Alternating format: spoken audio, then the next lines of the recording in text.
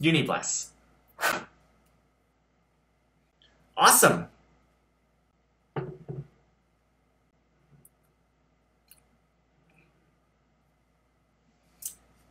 So today's topic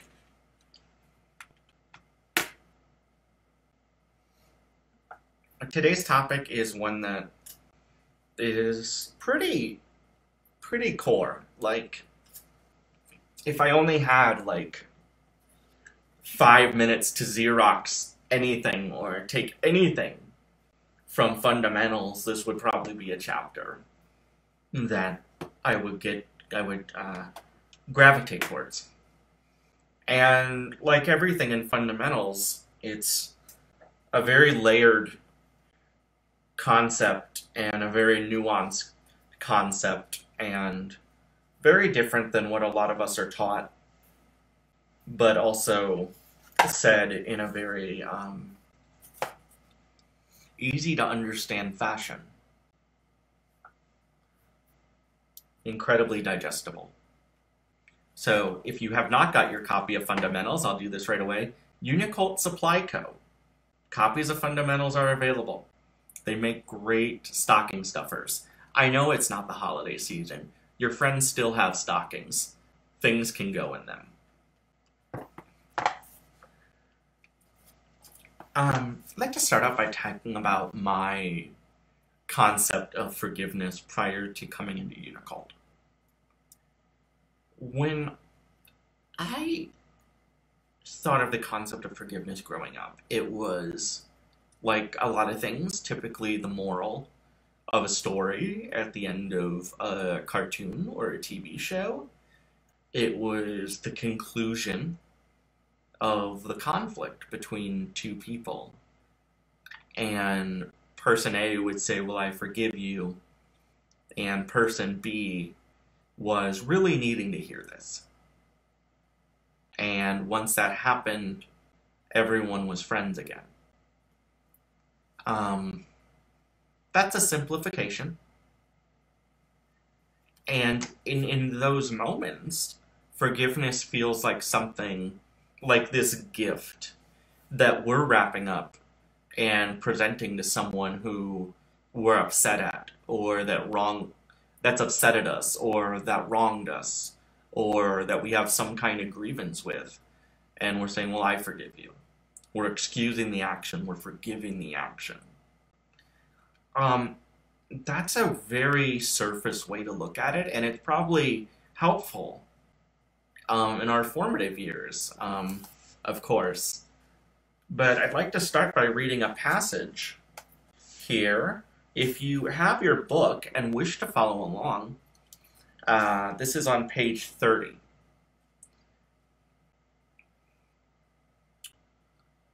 Negative emotions and paradigms are each person's responsibility to heal.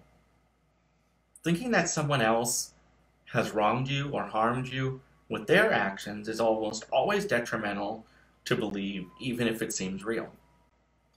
It seems logical for me to say, that person lied to me and misled me, they hurt me. But the truth is, they were doing the best that they could to live their own life. If you hurt someone, it is possible that they were out. If someone hurt you, it's possible that they were out of alignment with harmony and acting in a way that created chaos. It is not up to you to attempt to control someone's behaviors.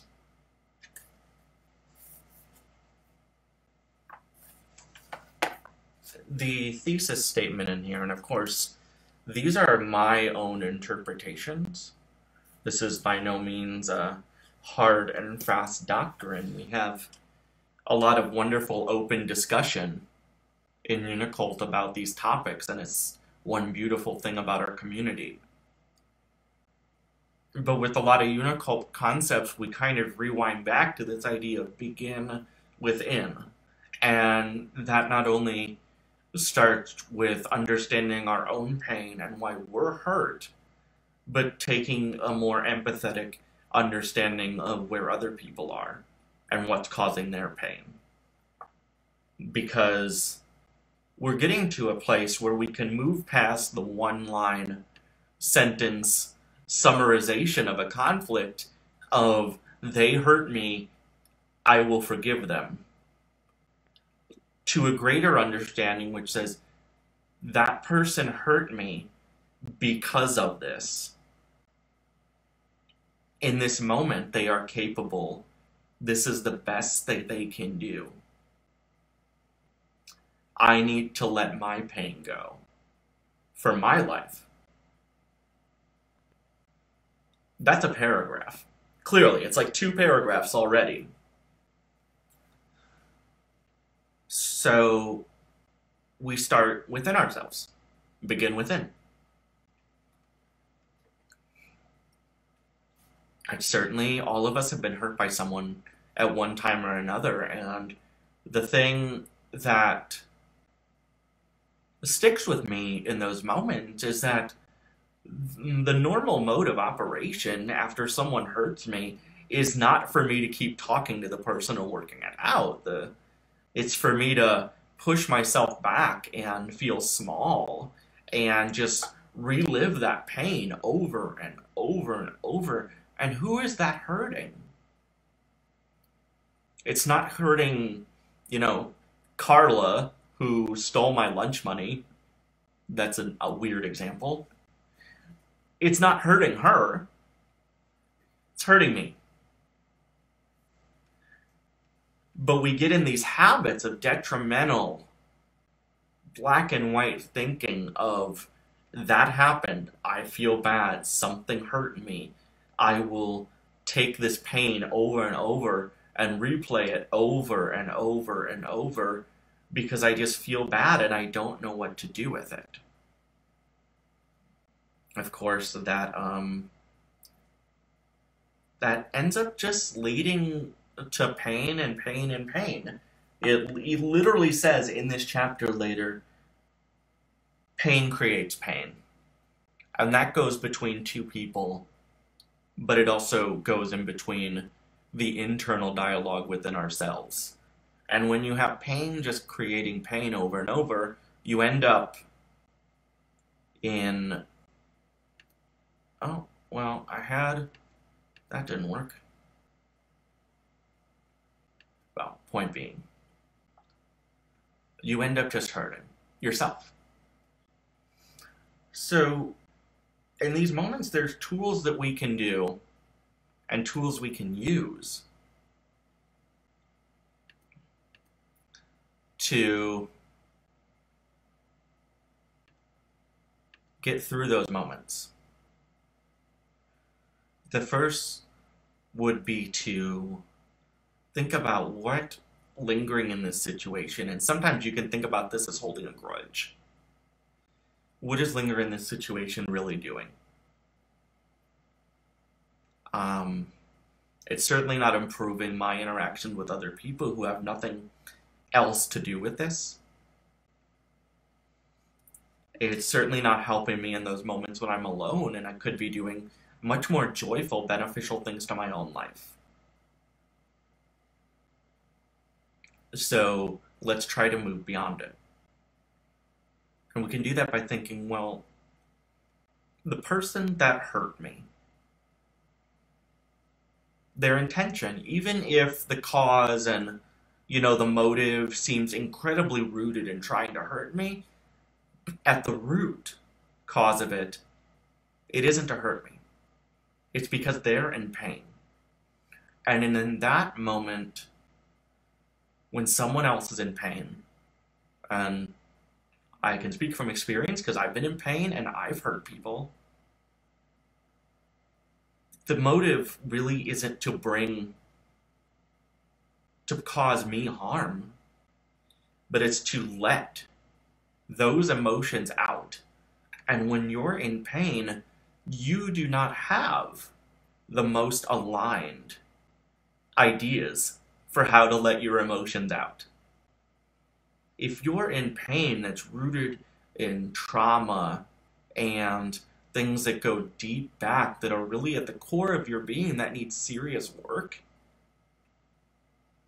if you push it outward, yeah, it's going to come out in a way that's going to harm others. This isn't a value judgment. It isn't to say that this is good or bad. It is what it is. And it's a place we all start from. But us as the people who are recipients of that harm, we can use our space and the acknowledgement that even if we've been hurt by someone else, this has not lowered our resonance. This has not taken us down to some lower vibrational state where we're wrapped up in our own things. We're still where we were before the pain happened. And we have the power to think about why it happened. And when we remind ourselves where the pain is truly coming from,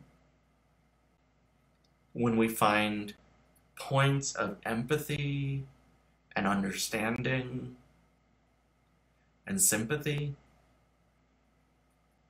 then it's not something that hurt us. It is another person lashing out, and we just happen to be there. And that's a lot easier to work with. I believe this next paragraph is pretty much about that thought.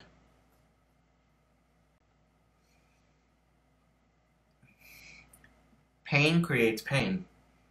People who are negative or in a lower vibration, they create pain around themselves. This is not always obvious or apparent, but it is absolutely true. Oftentimes, the internal pain is the person causing chaos is likely more long-lasting and acute than the pain they spread. Try to see things from the highest perspective that you can see in your personal reality. This can take considerable effort, but when you do, you will usually see only love for all things. Forgiveness and gratitude are linked. When you are recovering from a painful situation, you can be grateful for how much you learned. You can be grateful for your wisdom. You can be grateful for the times you were able to respond with love. By changing your internalization of a negative situation, you can remove suffering and replace it with love. You can rise into the higher frequency where you will attract similar higher vibrational interactions. You can go about your days light, free, and happy.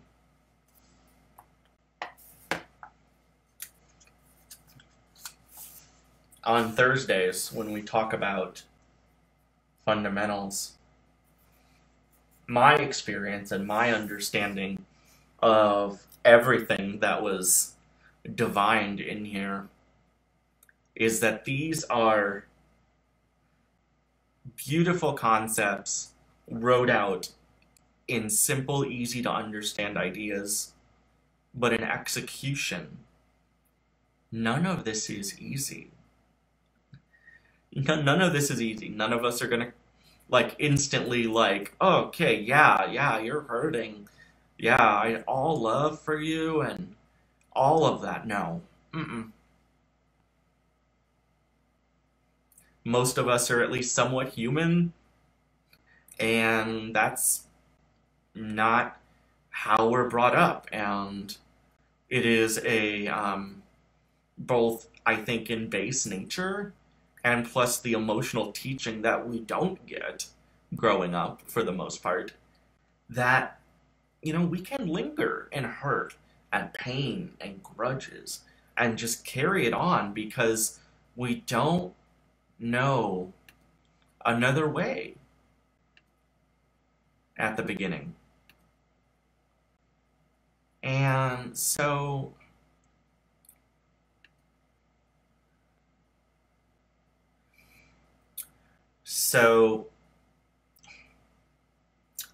I definitely lost my train of thought there for a moment.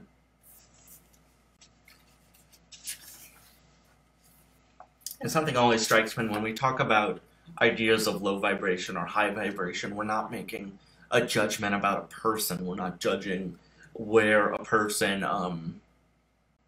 is on their journey. We're not judging anyone's amount of spiritual um, ascension or knowledge or anything like that. And that's never the meaning in here either. But sometimes when you hear concepts like high and low, it looks a lot like this. But it's not that, because vibration looks more like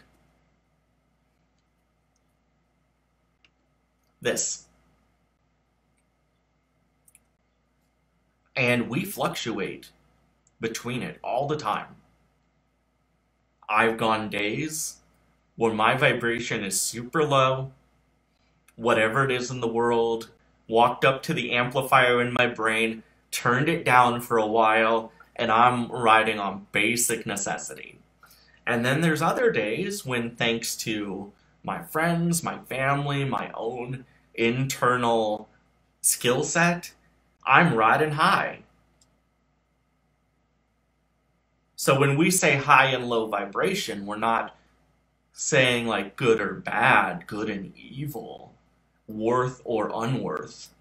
And I just like to think about that every time I see those words, because I think it's a concept that we can always, always spare a minute to talk about how things aren't a duality.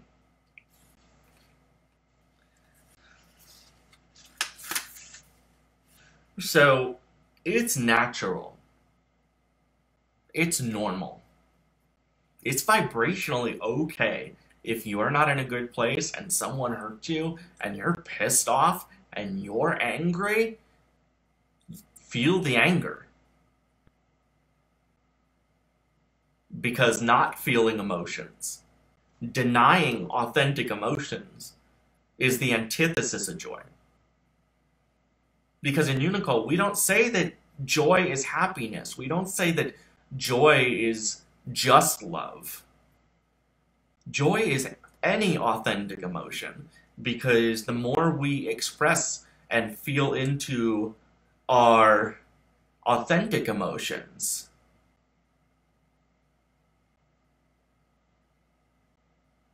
the only thing we can do by doing that is finding better skills and better ways to carry through our lives. Denying emotions, never that. Oh, yeah, the downswing of the pendulum is completely valid. Yeah, that's what I'm saying. Low vibrations are as valid as high vibrations. We all go through them. So nice discussion in the chat box. Thank you all very much. So if someone hurts us, though, and we're in a place where we can really feel into our empathy, we can think about that pain that we're feeling, and we can let it go. We can think about, well, what is this experience teaching me? Well, I'm able to think about how to better help another person, or how to better understand another person. Or I will go get this skill set, or I will go get this help, so that maybe if this pain is brought to me again, I am even better dealing with it. Very bad analogy, I guess, but if I park my car somewhere and someone breaks into my car and steals it and drives away with it, yes, I'm going to feel a lot of pain. And we all get processing time for that. But once I can analyze and get out of that cycle of feeling pain and suffering, and think about concrete solutions to it, and empathize with the person who hurt me, well, then I can think, okay, well, I'll go buy the club and put it on my steering wheel, and I'll lock my door or have my keys with me, And this isn't to say to think about, well, what could I have done differently? No, because what's happened has happened. And the progression of time is an exercise of learning. And so we can think about, this pain has taught me these things. This pain has made me more prepared. This pain was temporary. But what I can do with it can be permanent and positive.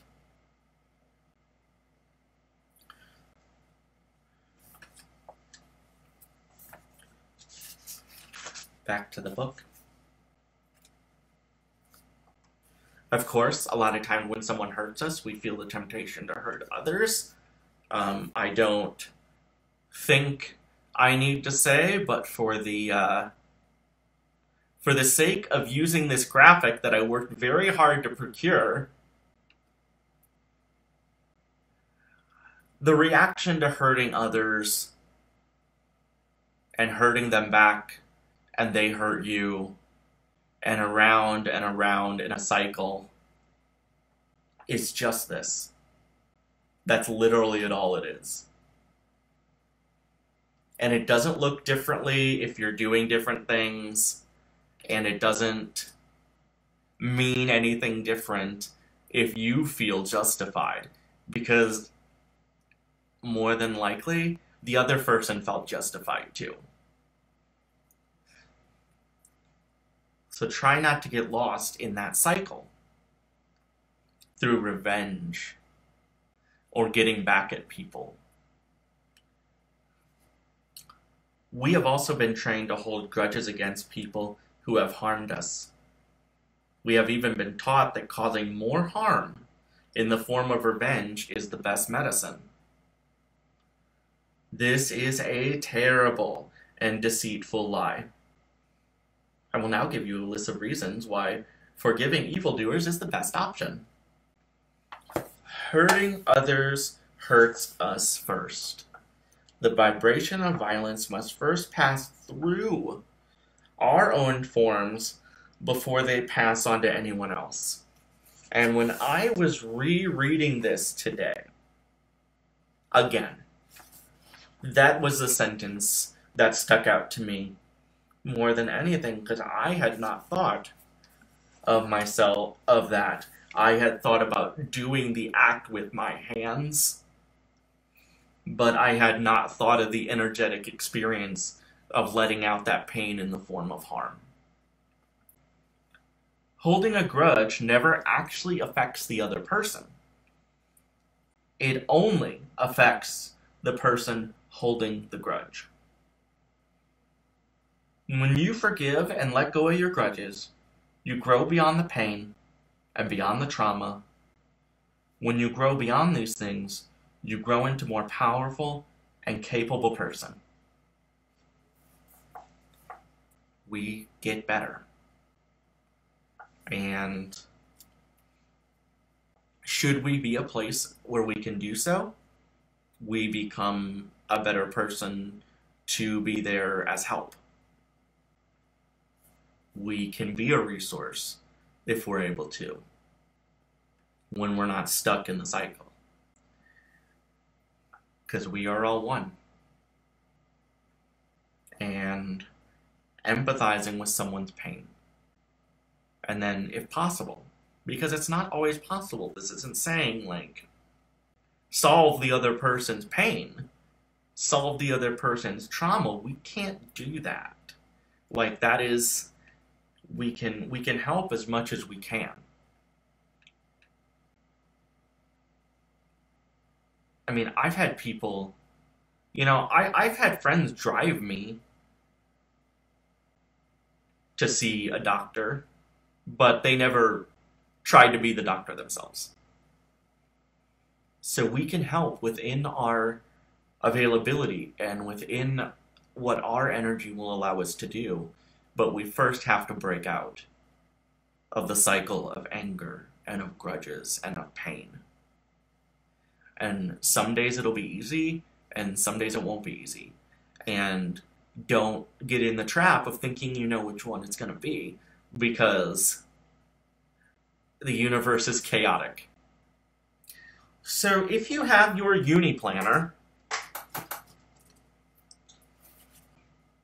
this thing. Now, I know, right? My uni planner has a hole in it that looks out into the expanse of the universe. Yours does too. If you go to the page for this Cam Church, on page 32, there are steps to forgiveness. And to end, I'm going to go ahead and go through these, and then we'll get us wrapped up for the day. Protect yourself. Take space and distance from the situation. Ensure you are safe and feel that safety. Allow yourself to be angry and hurt. Analyze the root of the emotion within yourself so that this other person's actions triggered you. Were they connected to a past trauma? So those first three are very important, and I don't want to leave today without mentioning those three. Because a lot of us have trauma and a lot of us have triggers. And a lot of time when people hurt us, they don't know that they're doing that. And so if you need time to tend to yourself, that's important. That's why these are the first three steps, because skipping to 4 and 5 is sometimes just not possible. We just don't skip steps. Some can be faster than others for some situations, and some of them may be longer. It's taken me years to forgive some people.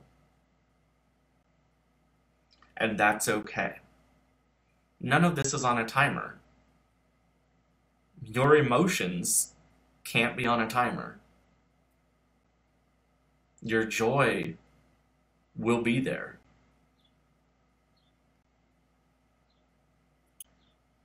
Once your anger and hurt turns to cyclical suffering, acknowledge the pain that your negative emotions or grudges are causing you.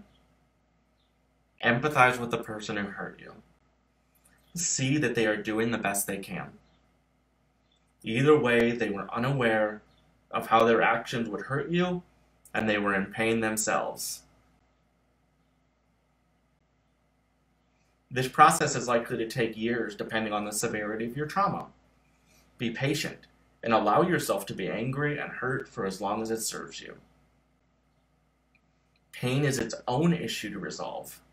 When you do the work inside yourself to validate your emotions and eventually let go of your resentment, you become a master of your reality.